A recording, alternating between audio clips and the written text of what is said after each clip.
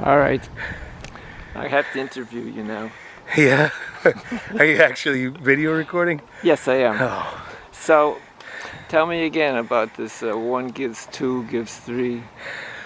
Well, when I come here and in the beginning, we start talking about what we'd like to do, it just seems, it's overwhelming. We're never going to be able to do it. We're not going to be able to keep up with it. But we start coming, and one person turns into 2 to 3, and before you know it, we've got a group of 12 putting in 3-4 hours apiece, and it's amazing what we can do together and get done in a matter of hours. So it's really exciting because compared to where we were 6 months ago, we really have made a lot of progress. And I think people, as they walk by and ask questions, they start to, I'm like, come on back next week. We're going to be here planting, 650 native wildflowers and shrubs.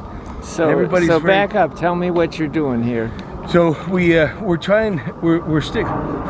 to restore the native habitat for the birds, bees, butterflies, and for us too, the humans that come by and look at it.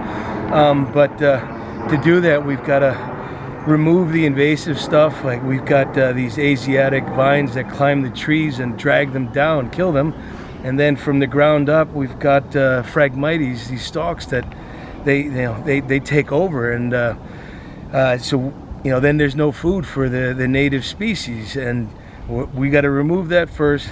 Now we're putting up a temporary deer fence before we plant all of these native wildflowers and native shrubs, because we don't want it all to be eaten away.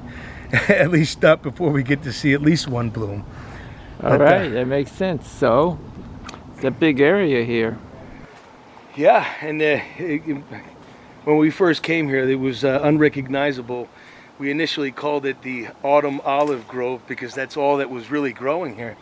But now we've got to come up with a new name for this area, because there's no more autumn olives. There's only native species.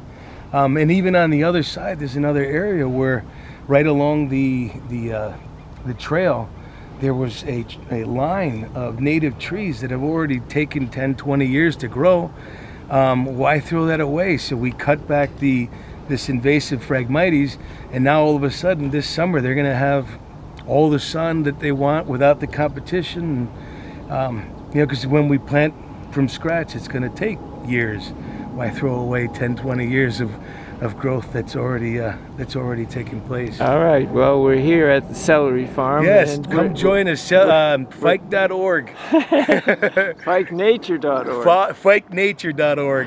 And we're talking to Mr. Frank Alcaide. Thank you very much for giving us the opportunity to give back.